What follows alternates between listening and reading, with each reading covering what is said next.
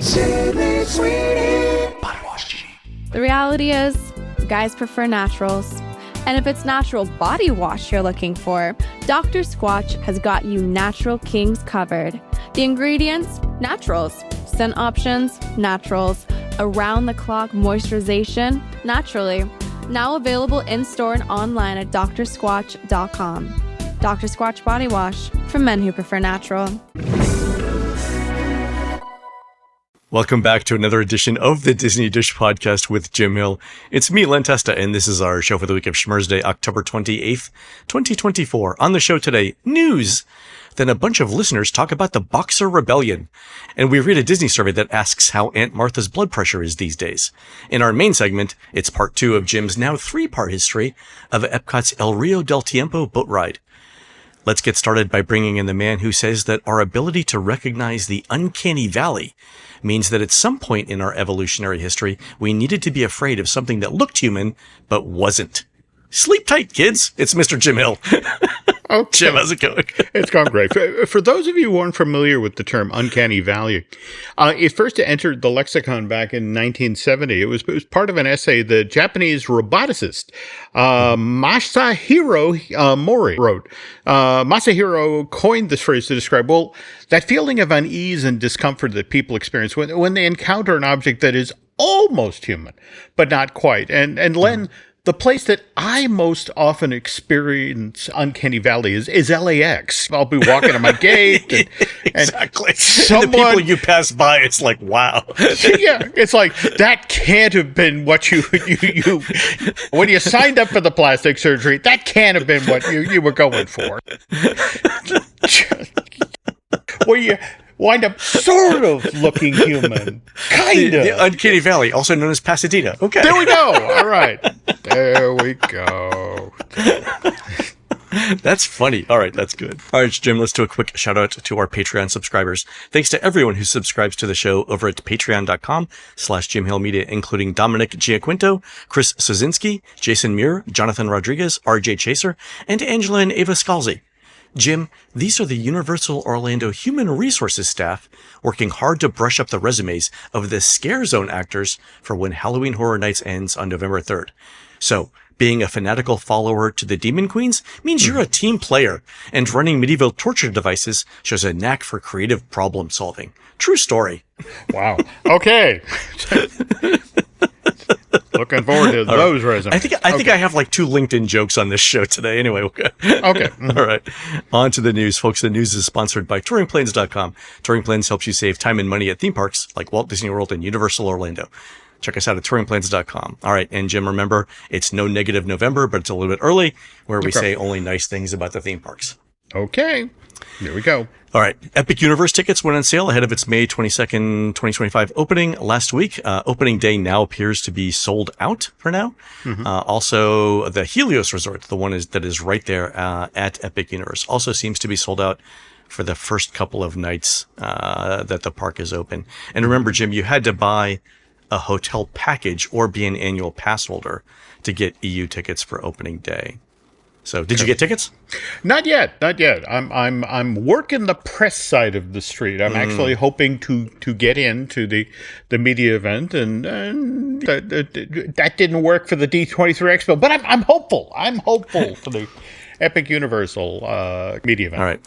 I'm a built-in suspenders kind of guy, so I bought multiple kinds of tickets and packages in order to get in a couple of times on opening weekend. So Helios wasn't available, so I got a Terra Luna hotel package for 3 nights with 3 park admissions for $1,500 for me. So 1 person, 1 hotel room, 3 nights, 3 park admissions, $1,500. And Jim, just for kicks, I priced a similar stay at Disney's All-Star Sports, which priced out at $1,222 for the same days. So a premium of about $100 a night for opening weekend of a new theme park at Universal. That seems fair. Yeah, I mean, you have to, how much are bragging rights really worth, Len? So, yeah, I mean, for the subset of people who listen to this show, I would have expected to pay quite a bit more. Like, I was talking to somebody when we were trying to buy these tickets, and I'm like, look, if they just said it's $500 for opening day, a lot of people I know would pay that just to be done with it. Right? Oh, sure. Yeah. Anyway, I also purchased a separate 3-day dated ticket to guarantee another entry into Epic Universe, and I have a stay at Helios, their flagship hotel, on Sunday, May 25th. So it's club level, and I guess, Jim, after that weekend, I'm probably just not going to leave the club. Okay. If the view from the club is what I understand it is, excellent choice. All right. And then for annual pass holders, 1-day Epic Universe tickets for opening week went on sale today, the day that we're recording this, Thursday, around $160, which, Jim, I note is about the same price that Disney's charging on the same weekend for Animal Kingdom and Epcot, but less than what Disney's charging for Hollywood Studios, $174, and Magic Kingdom, $179. So that's an interesting pricing strategy, isn't it? It is. It is. Wow. Okay. Also, tons of demand hit Universal's website all at once today, Thursday, when these annual pass holder tickets went on sale. And Jim, again, it's no negative November. This led to a valuable learning experience for Universal's IT team on how to handle spiky internet volume. It also gave a whole bunch of internet users the opportunity to get to know some of Universal's fantastic guest services team through phone calls. And really, Jim, think of all the new friendships that were formed over the past few days. That's what I'm taking away from all of this. It's going to be a very long, no negative November. Okay, moving on. A couple of other things. Disney announced Epcot's Festival of the Arts dates. That's January 17th, 2025 through February 24th, 2025. And I was curious about how this fits in to Walt Disney World Marathon Weekend. Well, Marathon Weekend runs January 8th through the 12th on a Sunday. So Festival of the Arts starts the following Friday after the marathon. I think that should work. I mean, the marathon still starts in the Epcot parking lot. That's traditionally been the staging area, right? I believe so. I know that there are some course changes for this year for the construction that's happening. Oh, God, and I can grab a copy of the map if anyone's interested. Okay. Also, there were some price increases around Walt Disney World. Ticket prices went up about 5% on average. So the Animal Kingdom runs $119 to $174. Epcot $129 to $194. Hollywood Studios $139 to $194. Magic Kingdom is $144 to $199. Buffet and character meal prices went up 1% to 8%, which is, inflation is like 2.5%, 3%. But then Disney has other charges. None of these things seemed like super outrageous to me.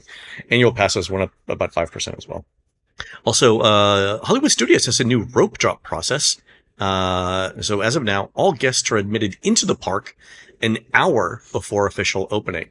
And Jim, you and I have been there when the park opens, and you end up with these really long lines at the tap styles prior to this, Yes. where guests showing up like 5 minutes before early theme park entry would create this really, really long line. And then you'd have people who were day guests also in line because they were confused. And it did make for a great entry experience. This is more like what the Magic Kingdom does. And it's going to alleviate a lot of the hassle of getting in the parks. And the way it's going to work once you're in the park is similar to like an after hours event. There are cast members stationed at Sunset Boulevard, around the entrance to Toy Story Land, and then over on Grand Avenue, you'll have to show a magic band or, tap in somehow to get admission to early theme park entry. And meanwhile, all the other guests can stay on Hollywood Boulevard and, enjoy the bathrooms and the coffee and stuff like that. So I was about to say that now the line shifts from outside the park to outside of Starbucks. But at least there's coffee. I mean, There we go. There we go. This is a good thing. So There yeah, we I'm go. excited to see this. Also, Jim, some positive news from the Cake Bake Shop over at the Boardwalk. So remember, Jim, this is the restaurant that's been under construction for a couple of years now, right? Okay.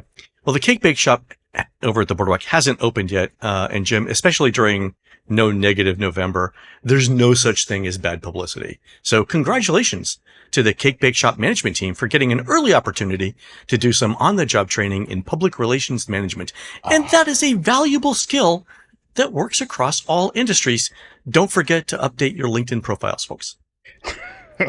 Now, Jim, go ahead. Jim, some nattering nabobs pointed out that the Cake Bake Shop prices were 40 to 50% higher in Walt Disney World than other Cake Bake Shop locations around the country, and that other well-known cake places like Magnolia Bakery charge $10 for a cake slice in the middle of Manhattan, one of the most expensive cities in the country. The good news is that even before opening, the Cake Bake Shop acted on that feedback. by raising some cake prices by $1 and lowering a bunch of other prices $1 to $4 per slice. Jim, if there's one thing that consumers love to see, it's bold pricing strategies. Okay. But for the dessert Debbie Downers out there, remember two things. Number one, that slice of cake bake cake comes with a free sprinkle of Disney magic. I am certain that the $26 slice of cake is going to create memories that you'll be talking about for years to come. And second, Jim, think of all the Disney shareholders who stand to benefit from these prices. If things work out, some of them will be able to get that second yacht, the third home, or the fourth husband. Why, it's a world of possibilities out there, Jim, and I am thrilled to be playing a small part of it. Okay. When I came up with second yacht, third home, or fourth husband, I laughed to myself. I love that. I also have to admit that to work this side of the street at Disney and to be so unself-aware about, you do understand that the phrase "let them eat cake" is out there, right? And the historical connotation. Well, not only that, Jim, and I'm not making this up, they have a menu item called the Marie Antoinette. Oh. And honestly, this led to a discussion between Laurel and I on whether irony is truly dead. Like, are they doing it ironically? Like, do they know, cake, Marie Antoinette, expensive prices, or do they not know? And if they know it and they're doing it ironically, does it make it unironic? It's really interesting. I agree. So anyway, I agree. Speaking of food, Laurel and I ate at Spice Road Table this past weekend. I hadn't been there in a while. And the reason I wanted to go is this. When Spice Road Table opened, it did not get great ratings from the unofficial guide readers and from touring plans users. But over time, that has steadily gone up to where now it's above average. And so I was interested to see how the menu and the quality had changed. So Laurel and I ate here on Saturday. It was delightful. It's all small plates, all reasonably priced. We ordered 5 things. Here's how I would rank them. Number 1 on my list, and this is kind of a surprise, the pomegranate chili crispy cauliflower. Ooh. Okay. I personally think we're asking too much of cauliflower these days, but it was basically Chinese sesame or orange chicken, but with cauliflower. It was that kind of a sauce. Really tangy. Pomegranates were lovely. Yeah. I ate multiple pieces of cauliflower. I think I hit my quota for the year. But really, really good. And for me to put that as number 1, it really has to be great because I don't like the texture of cauliflower. Okay. Number 2 was a cheese-filled phyllo pastry. So this was savory, not sweet, but it was delightful. Can't go wrong. I mean, cheese and phyllo dough. I mean, how do you screw that up? You don't. My third favorite was dolmas with lemon vegetables. So this is vegetarian. It's grape leaves wrapped around little bits of seasoned rice. Here, Jim, here's what they don't tell you. They give you a grilled lemon on the side with the vegetables. And ostensibly, you're supposed to squeeze the charred lemon over the dolmas and the vegetables. They don't tell you you're not supposed to eat it, Jim. And so I was wondering, is it edible? I mean, technically everything's edible once, but Okay. I learned a lesson was learned that day, Jim. Don't eat the charred lemon, no matter how appetizing it looks. Fourth was hummus fries. They have a really good citrus chipotle sauce with it. There was absolutely nothing wrong with them, but it's just in the context of the other things were better. Okay. And then finally, naan and hummus with all of this. It's pretty traditional. Again, none of it was bad. All of it was good. If I wanted to rank things on a don't miss scale, I would say the crispy cauliflower, the phyllo, and the dolmas are my top 3. And speaking of which, whenever I'm at Disney Springs, it says a lot about the Polite Pig that as good as the meat is there, I always get their barbecued cauliflower and yeah. And you're also not wrong about, we're asking a lot of cauliflower these days. I was just in Target the other day and getting bags of frozen food and noticed that riced cauliflower is now a thing. Oh, it's been, Laurel's been into riced cauliflower for a while, and you couldn't get it during the pandemic. No. Yeah. So we're hoarding it here at the house right now. I believe it will be currency soon enough. Soon enough. Okay. All right, one more bit of food news around Walt Disney World. Breakfast technology continues to advance, Jim.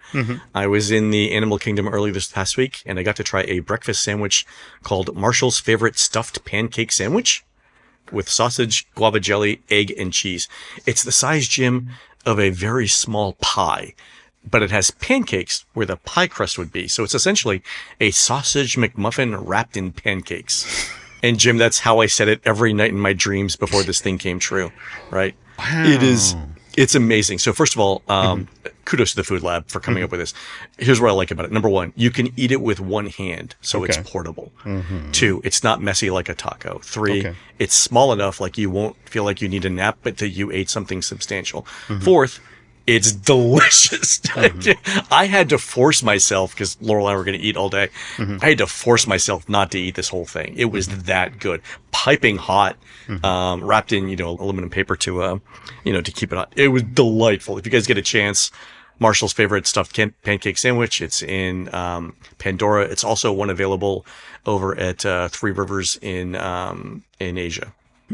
Okay. Yeah, delightful. Really, really good job, culinary team, for coming up with that. Cool. All right, Jim, on to surveys. Our friend Lynn Hirsch sent in a Disney Destinations research survey with some fun new questions. So the first group of questions were the usual sort of age, income ones we've seen before. Then there were a bunch of questions similar to the survey we talked about last month around where you vacation, the times of year, how far out you plan, your budget, and, whether you like to take repeated vacations to the same place. But then some new ones. Here are 2 new questions. And they're asking you an either or, an A or B. A, I'm okay with a complex planning process for my vacation if there's a clear benefit. Or B, I prioritize simplicity when planning my vacations. Okay, good to know. Might have asked this 5 years ago, but okay. There we go. You know what, Jim? The best time to plant a tree is 100 years ago. The second best time is today. Same thing. Okay. Another question. I prefer to spend money to save time, or I prefer to spend time to save money. And I love the way that's phrased. That's a legitimately good question and a great way to ask. Yeah. And I mind you, kind of interesting to be asking at this particular moment in Disney history. But yes, Exactly. Wow. Okay. And then 2 new questions that Lynn highlighted for me, helpfully. And they go like this. Of the following list of events, which of the following are you planning for, either now or in the future? And the first one is serious illness of a family member, loved one, or yourself. Do you expect that to happen in the next 6 months? Between 6 months and a year from now? In the next 2 to 5 years, or more than 5 years from now? And the follow-up question, Jim, is, are you planning to receive or manage an inheritance? Yes, in the next 6 months. Between 6 months and a year from now. Okay, it's no negative November, Jim. So, let's positive spin on this. Okay. Wow. Okay.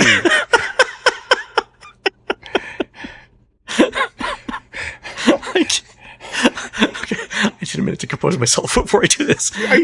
Okay. Jim, I think the only possible reason for Disney's timeshare team to be asking about inheritance is that they're planning ahead and want to send the right flowers for the memorial service. For example, my Aunt Betty has always loved 2 things, dahlias and Virginia Slim menthol lights. Disney's probably thinking, God forbid Aunt Betty passes away in January because dahlias are out of season and we can't just send zinnias because that would be gauche, right? So they're probably just doing some contingency planning here. I wouldn't be surprised to see a follow-up questionnaire asking if you've contacted mortuaries and maybe offering menu suggestions for the wake. So everyone has some peace of mind, Jim. Oh, wow. Okay, does the phrase saying the quiet part out loud mean anything? How you feeling, Ma? We're thinking of planning a trip to Disney World. Boy, those stairs look really steep, don't they? Yeah. Oh, God.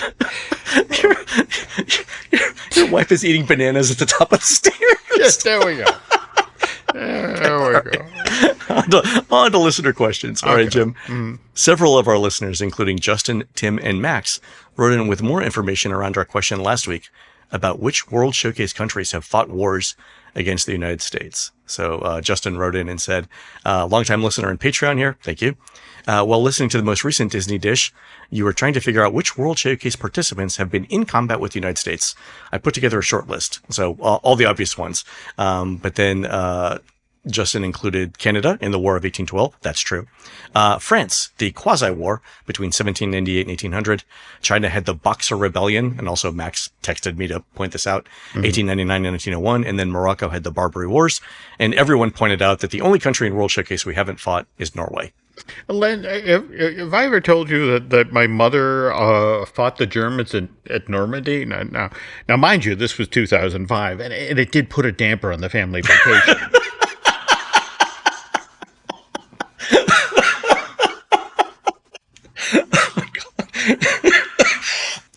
Oh, this is beautiful. All right. Anyway, yeah, we should probably count the quasi-war with France, Jim, which happened from 1798 to 1790.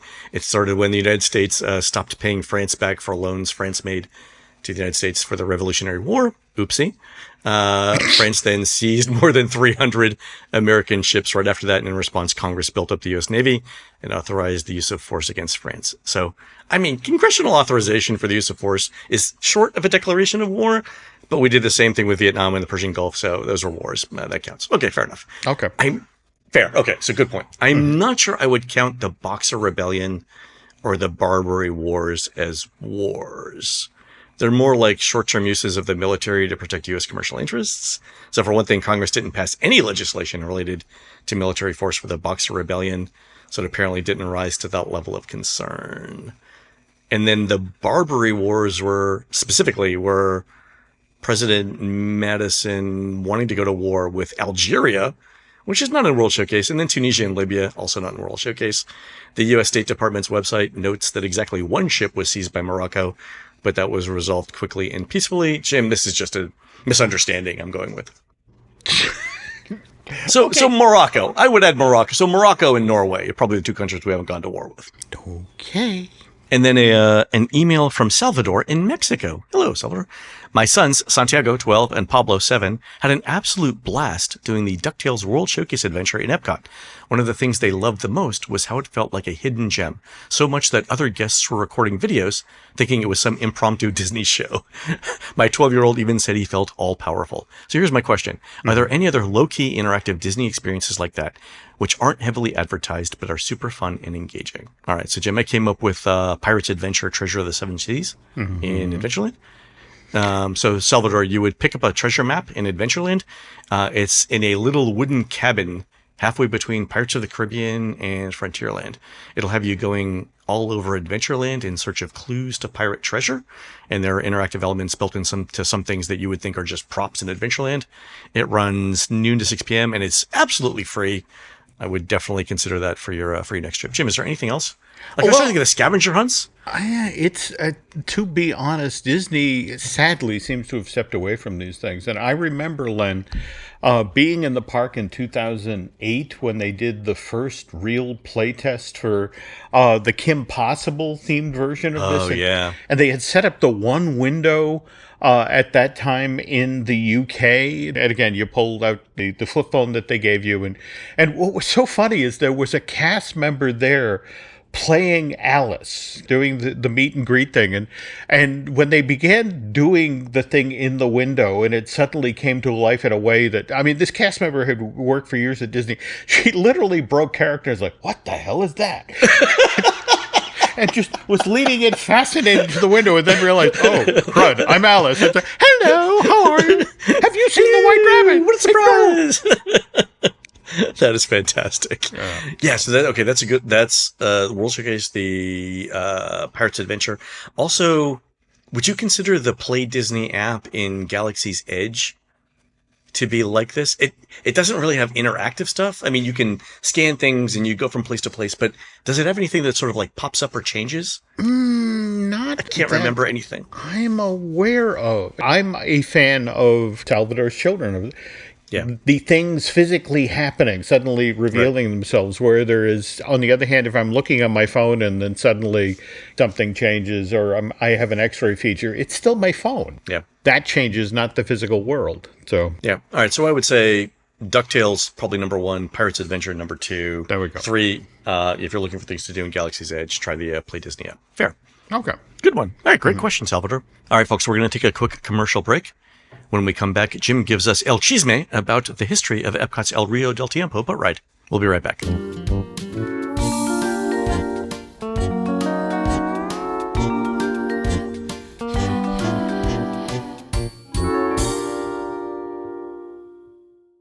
Hiring for your small business? If you're not looking for professionals on LinkedIn, you're looking in the wrong place. That's like looking for your car keys in a fish tank. LinkedIn helps you hire professionals you can't find anywhere else, even those who aren't actively searching for a new job but might be open to the perfect role. In a given month, over 70% of LinkedIn users don't even visit other leading job sites. So start looking in the right place. With LinkedIn, you can hire professionals like a professional. Post your free job on linkedin.com/qualify today.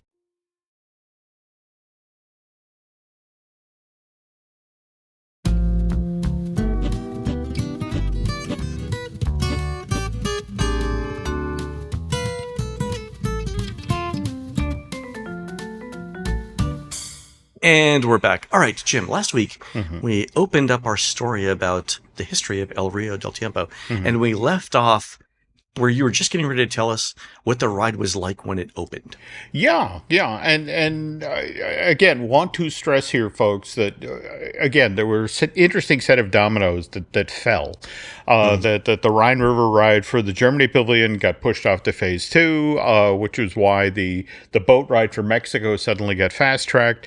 And again, largely because World Showcase desperately needed rides and additional capacity. But again, given the time constraints and the fact that at this point, late 70s into the early 80s, the cost of building Epcot is spiraling. So they're taking a very budgetary approach to this thing being added to the 85,000 square foot World Showcase Pavilion.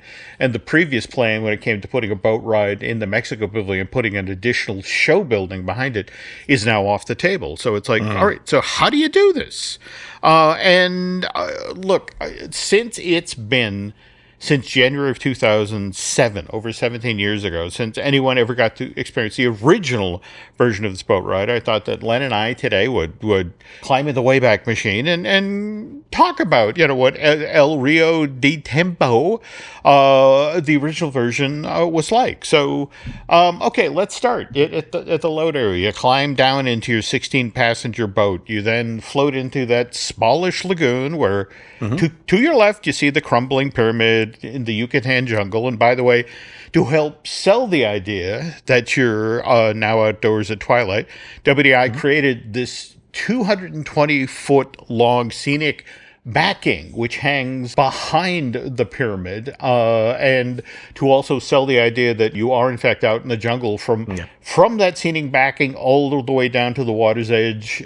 They planted all sorts of faux trees and shrubs and rocks. Yes. I think this is one of Disney's best place setting examples. Like, I love this particular part of this ride. It's one of the best things, one of the best themed things in Walt Disney World. Oh, no, absolutely. And when you factor in that it really is a twofer, that it helps set the scene for El Rio del Tiempo, and it also gives a wonderful backdrop for the folks dining in San Angel in Restaurante. Anyway, so our boat now is getting closer to that pyramid, and we see down by the water there's this giant stone-carved head that's left over from the Olmec civilization. And again, to sell the idea that the time scale that we're dealing with, we see this remnant of a pre-Columbian civilization, but there's a tree now not only growing up out of the stone head, but kind of around it. Okay, so our boat now takes a turn out of that twilight-lit lagoon into an opening that we haven't been able to previously see in this ancient pyramid. And as we flow into the structure, we now get the sense that time is somehow flowing backwards because and the Imagineers do this in an interesting visual way. If you look to either side of the boat trough, there's this mural of ancient Mayan musicians, but as we entered the pyramid, the paint is peeling. There's vines coming through the back, but as we go further and further along, the paint gets fresher, and suddenly it's brand new. Yeah, I love it.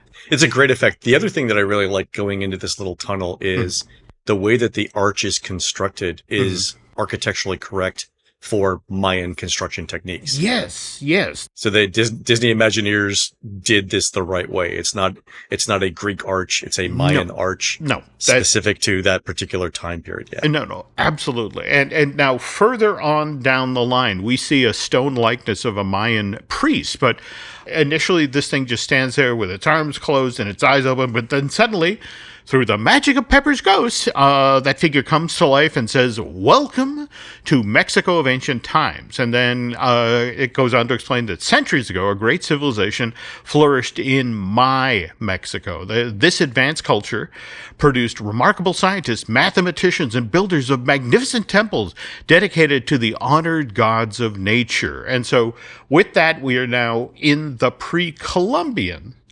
section of El Rio del Tiempo. You've seen on the History Channel those late night shows that ask whether the aliens built the Egyptian pyramids, right? But yet no one questions that Mexican laborers built the Mexican pavilions, which I think tells you something about the hardworking nature of the Mexican people. No one questions who built those pyramids.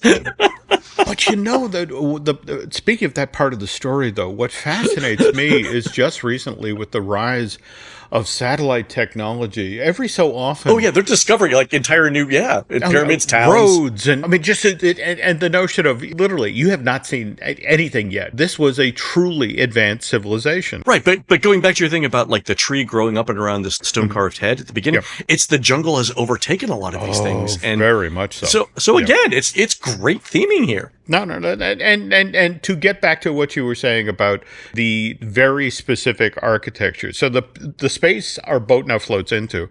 Now, mind you, it's a stylized version of a great ancient city because, again, what's interesting here is you've got the Imagineers trying to pay tribute to not just the Mayans, but the Toltecs and the Aztecs, and using it with architecture. But now, a problem with this specific part of El Rio del Tiempo is, again, the folks who are running the Mexican Pavilion at the World Showcase need a place to store the 19 vessels that guests ride in when they're experiencing this attraction.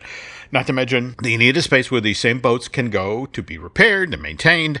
And so, as we mentioned at the top of the show, because this maintenance and storage space has to fit inside of the already designed, budgeted, and approved 85,000 square foot building for the Mexico Pavilion, this severely cuts into the space that was available for dimensional sets and props, especially in the pre-Columbian section of the ride. So this is why when we get into this part of the ride, it's largely made up of screens showing 1 minute long film loops. Now, to be fair, each of these film loops feature performers in elaborate costumes doing vigorous, stylized dances that are supposed to represent, well, again, how the Mayans and the Toltecs and the Aztecs revered the sciences like astronomy and mathematics. And I have to ask, Len, when you floated through this, did you get that from these films? I got the part about astronomy, but that was sort of like, I'll admit, it probably took me 10 years to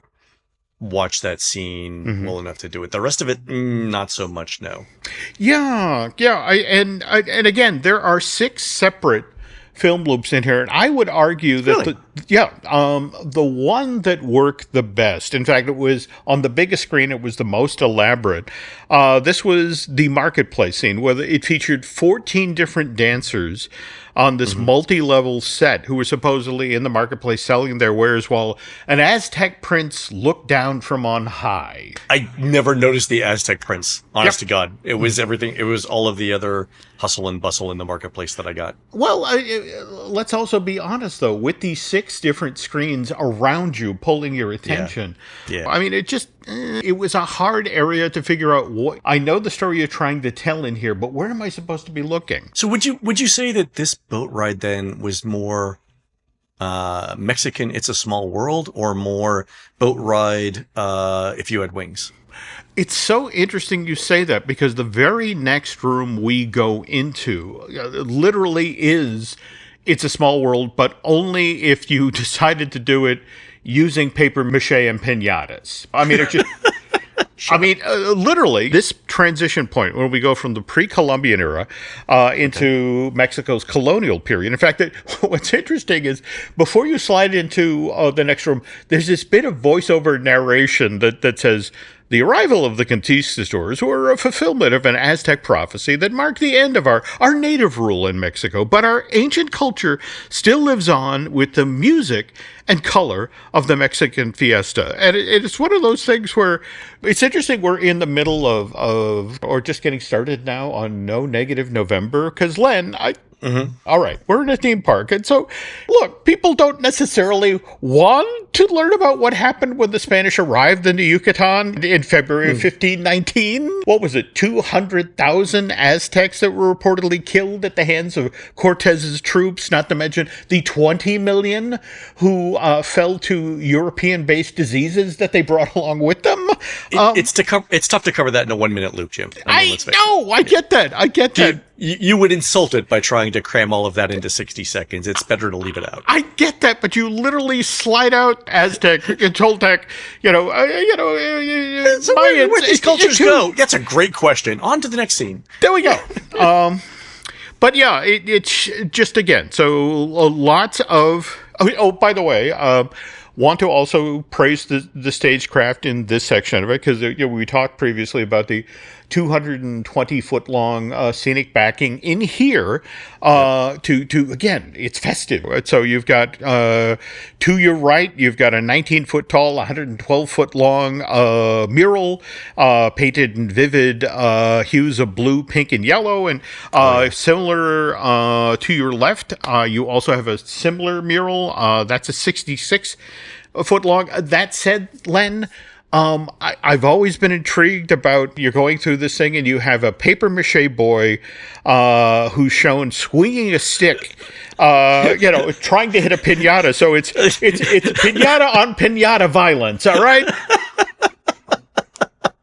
I've always loved that scene too, though. I wasn't sure whether that was like a meta joke by the Imagineers, or it was just like, this is what we have to do. Yeah, right? I don't know what to tell you. By the way, if you're paying attention in the scene, if you look off to your right, there's a discrete set of doors, and that's actually where the boats go into at the end of the night into the storage maintenance facility. In fact, what's interesting is the place that they then get loaded into or onto into the trough each day. That's actually back in the pre-Columbian section. Oh, that's right. Yeah, because as soon as you go through the tunnel, you could keep going straight, and I guess that's part of the maintenance one way in. Okay, fair.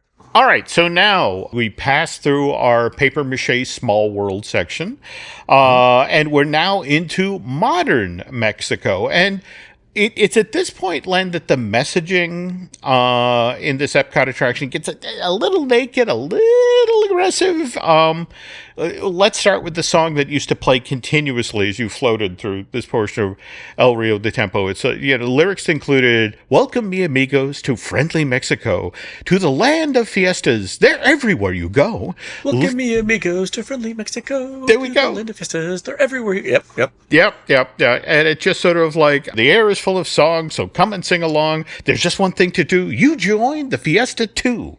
And look, there's just no way to describe this part of El Rio del Tiempo without saying that it effectively is a 3D travel brochure from Mexico circa 1982. Oh yeah, 100%. This is the this music is to Mexico as the Love Boat is to cruising, right? That's it exactly. I mean, you on your left, you float past these 3-dimensional set, which with some scenic backings, where you watch 6 different film loops that throw a spotlight on a specific activity or entertainment that you could find at a Mexican resort. I mean, for example, Acapulco and its cliff divers, and and I know you love classic El Rio de Tiempo, but I do. But at the same time, think about it. Just a minute ago, I mean, this is only an 8-minute long ride.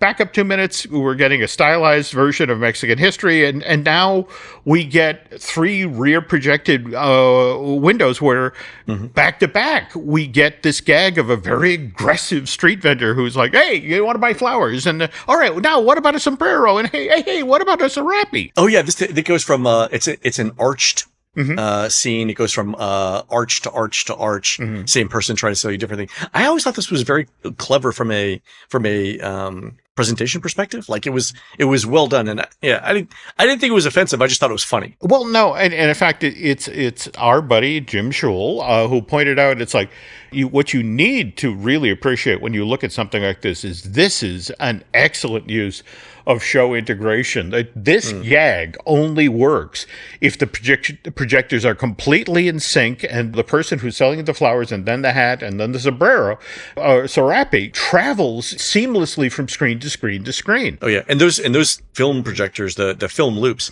have to be exactly the same length. Like down to the millimeter, because eventually over time they would be out of sync, but they have to be exactly the same length. Yeah, and when you think about somebody had to do the math of, okay, the boat is moving and at this speed along the track at this time, this is exactly as long as this vignette can be. And I'm thinking that for that particular thing, it's one motor driving all of the gears for all 3 projectors, because that's the only way you're going to ensure the same spin rate for all of the gears and everything. Yep. Yeah. Anyway, okay. Okay, so you then continue into the finale sequence, put you in a marketplace in modern Mexico City, and to our left is a 26-foot tall grand carousel where we see large marionettes singing and dancing as overhead. We get fiber optic fireworks going off. And by the way, if the first song didn't get you, the goodbye song, "So long, happy people, we hate to see you go. Hurry so back, amigo, to friendly Mexico." And it just, but at the same time, it's just sort of like hammer home the point that you should be leaving Epcot and booking your trip to Mexico. It's like, come back to Taco and Acapulco too. Pretty senoritas and churros wait for you. That's a little on the nose. We're selling the good life in Mexico. I get it. Yeah, all right. So now your boat comes back into the load unload area. You've traveled. Len, the entire boat trough here is 817 feet long. And okay, so the entire El Rio del Tiempo ride is less than half the length of the upcoming Encanto queue. Oh. And that tells you loads. That tells you loads. All right. Good enough. And again, you climb out of your boat, and as you do, you look across the way, and there's a 7-foot high, 20-foot long map of Mexico with happy children and icons of the 3 history periods in Mexico we've just talked about. All right. Now, again, want to stress here that while its construction was rushed and it was built on a very tight budget, El Rio de Tiempo wasn't necessarily cheap. It features 33 costume figures, not to mention 15 different screens. And so when it was working at a peak efficiency, Len, 1,656 guests per hour could experience this 8-minute long ride. Really? Yep. See, that's basically Big Thunder numbers. That's great. Yeah, but here's the thing, that people would go on it, and it's like, that's nice. I did that. And what Disney found in the first 20 years or so of Epcot's operation was this was really a one and done, Len. That, I mean, people would come back into the Mexico Pavilion and they'd shop, or they'd eat, or when Cava Tequila finally opened, they'd queue up happily for a beverage there, but they weren't necessarily getting back in line for Rio de Tiempo, which is why in the early 2000s, the folks at Epcot were looking that, wow, this thing is a walk-on. Nobody, Yeah, all the time. Yeah. we have an empty queue. And they turned to Imagineering and said, can you please fix this? Now, where this especially gets interesting, Len, is in this exact same window of time, Imagineering is now fixing Journey to Imagination, which we've talked previously on the show, Len, about how in October of 99, out ahead of the Millennium Celebration, they opened that brand new Figment-free version of this World Showcase attraction, and the public pushed back loudly. So hard. Yeah, this was the this was the Harmonious of the Millennium. Yeah, this was like, this is not good. You guys need to change this. Yeah. And so seriously, less than 2 years after it opened, it closes, and then inside of 9 months, we finally get Journey into Imagination with Figment. I love that title because it is the equivalent of admitting, okay, we get it. We're sorry. We never should have pulled Figment out of this ride. Figment's Journey into Imagination with Figment. There we go. Starring Figment. Yeah. All right. So, but now the interesting part of it is they immediately after they open an attraction, they start doing guest surveys, and guests are like, yes, I love the fact that Figment is back in this ride. But then they would get the secondary complaint. I just wish there were more rides here in Epcot that had characters. Okay. All right, so which brings us to how Journey into Imagination with Figment helped open the door to Grand Fiesta Tour starring the three Caballeros in the third and final installment of the series, which will drop on Disney Dish next week. We'll talk about how animation master Eric Goldberg and his lovely wife Susan, who is an amazing colorist, turned this built on a budget ride into a colorful and fun new experience. And Jim, while we're doing that, we got a number of listener questions asking about the potential for a Coco ride. Can we talk about that next week too? Oh, it's time we finally talked about this, Len, because you and I have had this info since 2017, right? We can keep a secret. Okay, there we go. Yes, we were going to talk about the $75 million redo. Which, if the plan had been stuck to, would have opened in 2020. But yes, we'll talk about that next week. I mean, one of the things that I'm sure you'll touch on this is if Imagineering builds a super popular ride here, question A is going to be, where do you put that line? Because let's say El Rio had 1,600 people an hour for capacity. A 30-minute line is 800 people. There's no way you're putting an 800-person line inside the Mexico Pavilion. So you have to read, and that's because that line would extend all the way up one side of the ramp that is the mayor's house, and then out the side of the pyramid, and you've basically cut capacity inside the pavilion in half. So they would have to do something with the queue to start with. But so I'm super excited to see how this goes just next week. One quick note here, because again, I always like throwing a spotlight on Martin Spitz's amazing series of videos, but he has images from the first year of operation of the Mexico Pavilion. And Len, it shows a line that is held at the steps going into Mexico that actually curves back down toward the World Showcase entrance, the Future World. Oh, yeah. People, they would go to the left as they entered World Showcase. They'd see, ooh, the Mexico Pavilion, and they would just automatically get in that line. Go in line. Yeah, exactly. And I get it, but that's a temporary thing. If you imagine operating like that every day for years, that would be a different. That'd be a different scenario. Yep. Oh, fantastic! I can't wait to hear part 3 of this. All right, folks, that's going to do it for the show today. You can help support our show by subscribing over at patreon.com/JimHillMedia, where we're posting exclusive shows every week. Our most recent show is a behind-the-scenes look at Moana 2. On our next week's show, Jim finishes up the history of El Rio del Tiempo. You can find more of Jim at JimHillMedia.com and more of me, Len, at TouringPlans.com. We're produced spectacularly by Eric Hersey and David Gray, who will be bringing Dottie Gray's chocolate sandish, gulab jamun, and kaju katl to the Indian Association of New Hampshire's Diwali Festival and Garba 2024 on Sunday, November 10th, 2024. Yeah, I know Diwali's on November 1st. This is more like the Greek Orthodox version of Diwali at Nashua High School South. That's on Riverside Street in beautiful downtown Nashua, New Hampshire. While Eric and David are doing that, please go onto iTunes and rate our show and tell us what you'd like to hear next. For Jim, this is Len. We'll see you on the next show.